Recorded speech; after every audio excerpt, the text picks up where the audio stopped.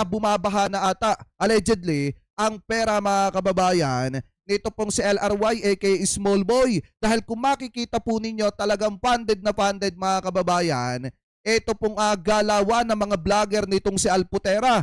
Dahil kung mapapansin po ninyo, nagsalita po itong si Joey De Bebre na kasama po ni Alputera mga kababayan at ni Robin Padilla na kung saan nagsumite ng karagdagan pa nilang signature campaign mga kababayan na humigit kumulang daw na nasa 304,000 mga kababayan yung pumirma. So ngayon kung mapapansin nyo, ito nga po yung sinasabi ko sa inyo mga kababayan no nakaraan pa man na kung saan may mga kumakalat nga na balita na allegedly ito pong lakaran ng mga ito ay talagang pinipinance ni LRY aka Small Boy at saka sa pamamagitan po nito pong si Alputera para makatulong sa mga Duterte mga kababayan. At ito na nga po yung isang patunay, panoorin po natin. This time, kami naman ang magtatanggol kay PRRD, kami naman ang magtatanggol sa bansa namin. Total signatures po na nakalap namin after 4 months is 304,000. Ay akala ko ba may 32 million votes na nakuha si Vice President Sara Duterte? O bakit nasa 300 lang? Mahigit mga kababayan, 300,000 lang mahigit allegedly. Yung pumirma para po makalabas etong si dating Pangulong Duterte sa International Criminal Court para kumbinsihin ang Korte Suprema na tulungan etong si Duterte na makalabas po sa International Criminal Court. Akala ko ba may 32 million votes etong si Vice President Sara Duterte? Nasaan yun? O di ba kami nagtatanong lang naman mga kababayan. Tuloy pa natin. 304 signatures. All verifiable, 304,000 strong support to encourage the Supreme Court to... Partida pa yan, allegedly, pinipinance pa ni LRY aka Small Boy sa pamamagitan ni Alputera. Yung ginagawa po ng mga ito na pag-iikot pero 304 lang yung nakuha mga kababayan na pirma. Decide on the habeas corpus cases filed by the Duterte siblings. Ilang signature campaign na po yung inaasahan na napasok? May mga dumarating pa, marami pang mga dumarating. So basically, ito mga na-prepare namin ngayon. Ito yung mga napaghandaan namin na mga signatures na isasubmit namin. Marami pang mga dumarating. Sa darating na mga araw, pag nalipol namin ito, mag-schedule kami ng susunod na submission. Pero sa ngayon, wala pa pong date. Diba, hindi man lang naka 1 milyon? Pinagmamalaki mga kababayan na may 32 million votes pero hindi man lang naka 1 milyon yung unang batch ng mga pumirma. Actually mga kababayan, pangalawang batch na po ito ng pagsusumite po nila mga kababayan ng mga signature. Ano po dyan po sa Korte Suprema. Pero hindi man lang ang naka 1 milyon yung nakuha po nilang signature. O nasaan yung 32 million na bumoto kay Sara Duterte? Akala ko ba meron? Kasi mga kababayan, ang katotohanan talaga niyan, yung malaking parte ng 32 million na tinutukoy ng mga DDZ na bumoto kay Sara Duterte, galing talaga yun sa mga Marcos loyalists. Yes, 304,000 is 304,000. And these people came to us nang walang kapalit, walang ayuda, wala kaming maibibigay. Lahat sila lumapit at balita ko, namigay daw ng bisikleta. Diba mga kababayan, etong si LRY aka Small Boy sa pamamagitan ni Alputera.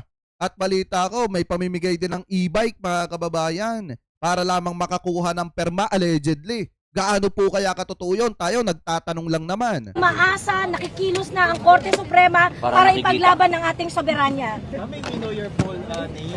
O tapos sila, nananawagan sila ng sovereignty dito mga kababayan pero tahimik naman po sa issue ng West Philippines eh. Soberanya din ng Pilipinas yung pinag-uusapan doon. Uy, maleta. Mabigat talaga. Yan ay maleta ng pirma, Hindi po pera to, ha? Boses ng bayan! Boses ng bayan! Ma'am, ano po ang complete name po nila? Joey Cruz po. Joey Cruz. Joey Cruz. Anong organisasyon po? Wala po kaming organization. All of us are volunteer here. All are pitching in Volunteer para daw, po sa movement. We receive. Ayan nga, sabi ni Mami Lynn Chavez Tamore, kahit nga sa loob ng bus, nagsusulisit sila ng perma. Huwag kami. Kaya nga po kasi kung volunteer talaga yan, hindi kailangan mga kababayan pumasok ng bus para magsolicit ng perma doon. Di po ba, ilang beses dati ipinakita yan sa inyo? Meron silang mga vlogger, mga kababayan na inuutusan para po pumasok sa mga bus at magsolicit ng perma. Kasi nga, funded nga mga kababayan, allegedly, nito pong si LRY aka Small Boy sa pamamagitan ni Alpotera na kahit pa simple silang dumidikit-dikit sa first family, pero sa kabilang banda nun, mga kababayan, palihim nilang tinutulungan ito pong ginagawang hakbang para makakuha ng perma na allegedly pang labas daw dito kay Duterte. Pero ang katotohanan po talaga niyan, maaga pa lang, pinaghahandaan na po nila ang maagang pangangampanya ni Sara Duterte. Kasi mga kababayan, ilang beses na po nilang sinabi yan, pero ilang beses ding lumalabas po sa mga bibig po nila na ang point talaga ng ginagawa nilang hakbang na yan ay para sa maagang paghahanda ng pangangampanya ni Vice President Sara Duterte. At yan po ay allegedly pinipinance ni LRY aka Small Boy. Ano po, gaano kaya katotoo yun? O kami, nagtatanong lang ha, tuloy pa natin. A standard of public service that remains unmatched. And we believe as an ordinary Filipino, we believe that this is the standard that every Filipino should not should not forget and not accept any standard less than what was set by PRRD. So after nang gawin ni PRRD ang lahat-lahat para sa bayan, magsilbi ng tama, i-priority ang welfare ng taong bayan, this time kami naman ang magtatanggol kay PRRD, kami naman ang magtatanggol. Bakit pag tinatanong kayo kung ano na ipagawang infrastructure project ni dating Pangulong Duterte, wala kayong maisagot? Diba mga kababayan? Alam nyo ba, ito yung pinahiya ni, kung kilala nyo mga kababayan, yung isa nating kasamahan na si Ballpoint Man. Ito yung ipinahiya mga kababayan ni Ballpoint Man. About dun sa 20 pesos na bigas, kung matatandaan nyo yun. So ngayon, nagsasalita dito, sinasabi na voluntaryo yung ginagawa nila, kahit obvious naman, na allegedly pinipinansyan ni LRY aka Small Boy. Sa bansa namin, boses namin, walang iba, boses ng taong bayan at katuwang namin ng ilang mga leader na meron talagang pusong makamasa. Kasama namin si Sen. Robin na nakasuporta sa amin since day one. This is our movement of everyone na naniniwala na dapat itama na ang maling nangyayari sa bansa. Tuloy pa natin dito yan mga kababayan.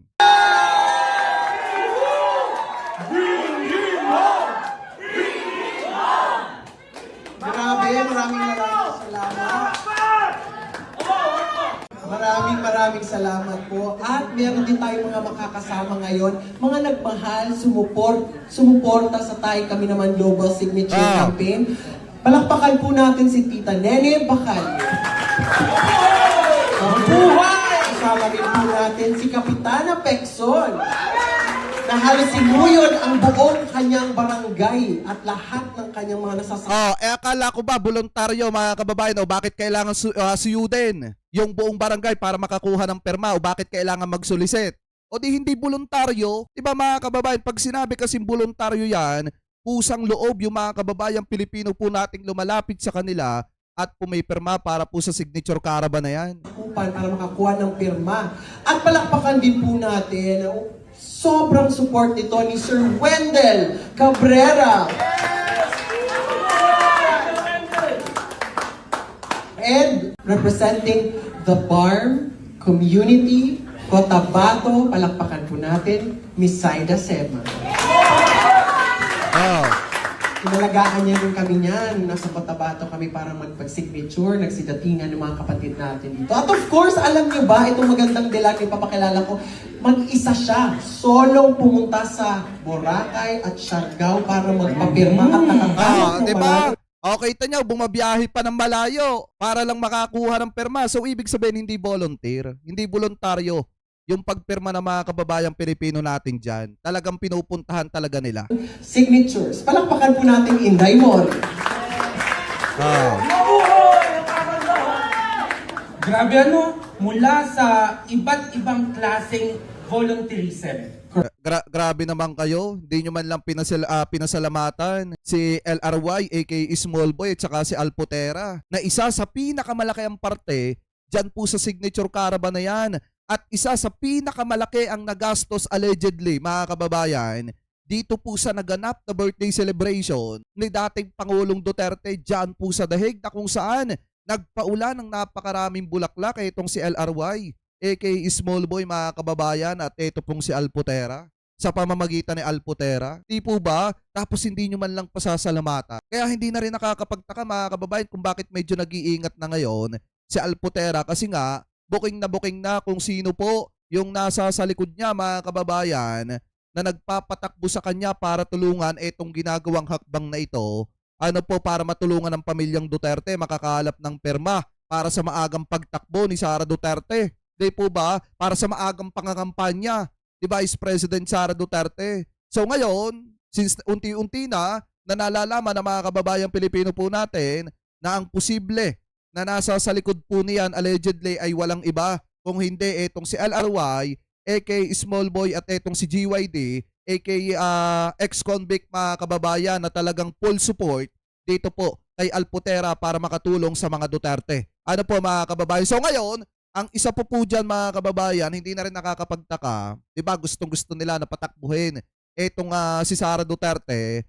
Di ba kung matatandaan nyo, no nakaraang araw, obvious yung bigla ang pagbaligtad, ika nga, o pagkainsuka sa madalit salita nitong si Rowena Guanzon. Ano po, na kung saan nagpunta po dun sa Davao Day at nagsalita ng kung ano-ano doon, na obvious naman yung pagkakainsuka po niya. At hindi na rin nakakapagtaka kung bakit masyado po siya mga kababayan dinurog dito ni Atty. Jesus Palsis. So ngayon, pakinggan po natin itong nakita nating podcast mga kababayan dito po sa TNT Podcast. At ang host po dito ay walang iba mga kababayan kung hindi ito pong si Sir Ramon Tulfo, at ang guest nila dito ay si Atty. Jesus Palsi. So ngayon, ito pakinggan po natin mga kababayan. May nagsasabi na kaya kayo magkagalit ni Guanzon, Rowena Guanzon, dahil bakla ka. Tapos si Rowena ay tomboy. Anong masasabi mo dyan? Nako, yan ang sinasabi usually sa LGBT community na hindi daw nagkakasundo ang mga bakla at tibo. Ako naman, wala naman akong personal na tinapay kay Attorney Rowena Guanzon. Sa akin lang is professional, political. Kung ano yung ginawa niya, track record niya, gusto niya tumakbo for Congress, PWD, party list, gusto niya tumakbong senador. Siyempre, ako as a voter din, and by the way, I'm a public servant too, I'm a barangay kagawad. So alam ko yung mga botante, yung tao may hinahanap, anong basis, anong track record, yun din ang hinahanap ko sa mga iboboto ko. So ako, I have to criticize her kasi she was courting the votes of the pinks or the pinklawan, mga pro-Leni Robredo. Tama! Pero ngayon, kainsuka siya. Si Rowena Guanzon, ang original na kainsuka, hindi ang mga kakamping. Sabi niya kainsuka daw ang mga kakamping. Siyang kainsuka, ayaw niya kay Duterte nun. Ayaw niya kay President Duterte nun. Paanong proof natin? Pinapadisqualify niya si Rodrigo Duterte sa COMELEC Commissioner. You can fact check that. Yeah. So si Tama, nung COMELEC Commissioner, ito pong si Rowena Guanzon, di ba dati pinadidisqualify niya. Ito pong si dating Pangulong Duterte mga kababayan. At tinawag niya pa nga noong kurap itong si Sara Duterte. At saka ang pinakamasaklap kinikriticize niya dati, mga kababayan, yung confidential funds ni Sara Duterte. Tinawag niya Pampiona. Tapos ngayon, himod kay Sara Duterte, mga kababayan, kainsuka. Talagang literal. Na siya talaga, mga kababayan, yung maliwanag pa sa sikat ng araw, na kainsuka po talaga. Pasyo, galit na galit ngayon kay Rowena Guanzon kasi dumidikit kay Sara, bumisita sa araw ng Davao, hindi kinamayan ni Topacio, like me. which actually I commend Attorney Topacio. Sa akin, respect sa kanya, hindi niya ako kinamayan. Kasi mayroon siyang prinsipyo. Ayaw daw niya maging hypocrite. Hindi din niya kinamayan si Rowena Guanzon.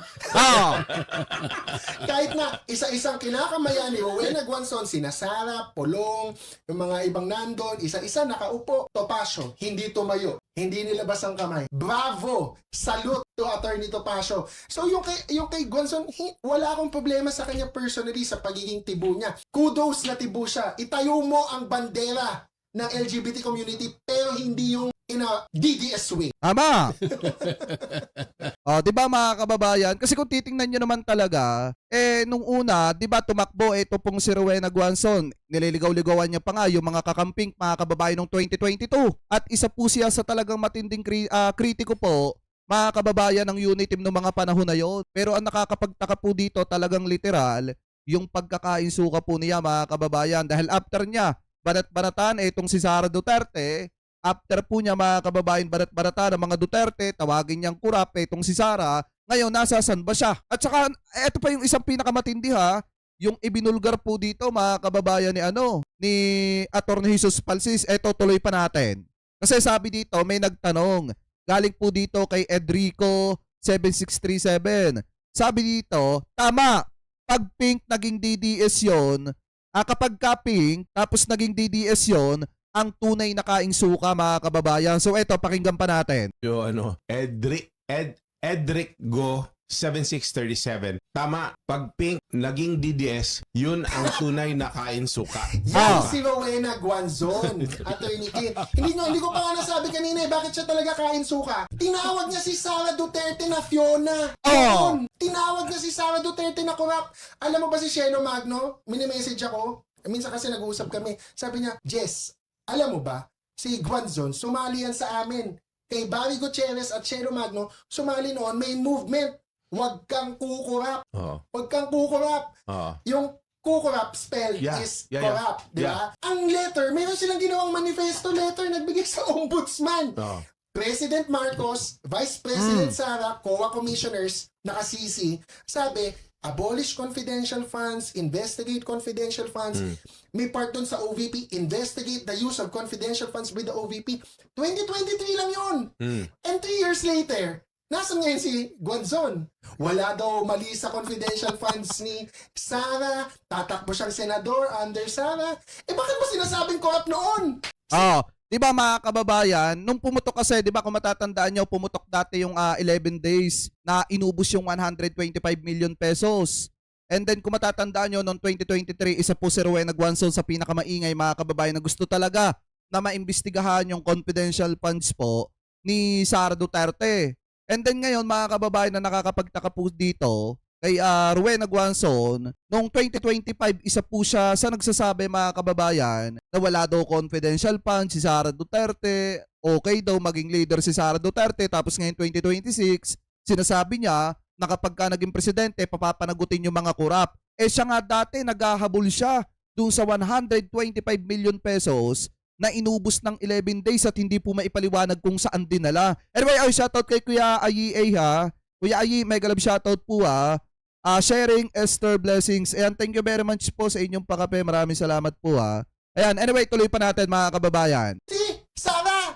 Baka hindi alam ni VP. Hello VP, ako po hindi nyo po ako supporter pero sinusumbong ko lang po na si Rowena Guanzon ay sabi po, corrupt po kayo. Tanungin niyo po si Attorney Topacio.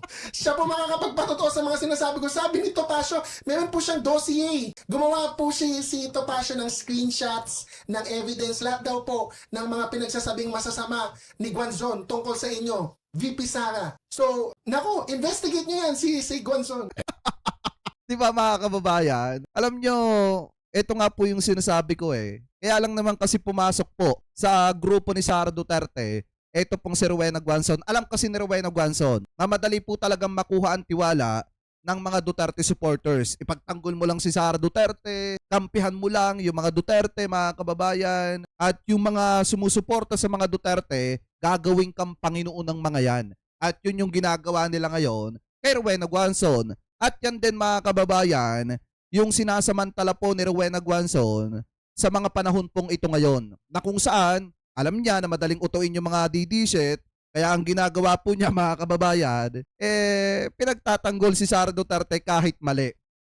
Pero sabi ko nga po sa inyo, hindi naman lahat ng DD-shit mga kababayan madaling utuin dahil nga yung katulad po ni Topacio, booking yung galawan mga kababayan nitong si Rowena Guanzon na kaya dumidikit kay Sara Duterte kasi may pakinabang. At yun po talaga, dahil nga gustong maging senador ni Rowena Guanzon at alam niya na makakakuha siya ng boto doon po sa mga DD-shit. Ano po mga kababayan, yan yung dahilan kung bakit ipinagtatanggol ni Rowena Guanzon, kung bakit mas pinili niyang kainin yung taong isinukan na po niya matagal na mga kababayan. Kung bakit ngayon nag-iiba yung pananaw po niya. Pero anyway, kayo mga kababayan, ano po masasabi ninyo hingil po dito sa mga binitawang salitang ito ni Atty. Jesus Palsis na kung saan mga kababayan, tinawag niya dito na literal, nakaisuka talaga mga kababayan, ito pong si Rowena Guanzon. Ano po, comment below na lamang po ha, kung ano po masasabi nyo, hingil po dyan.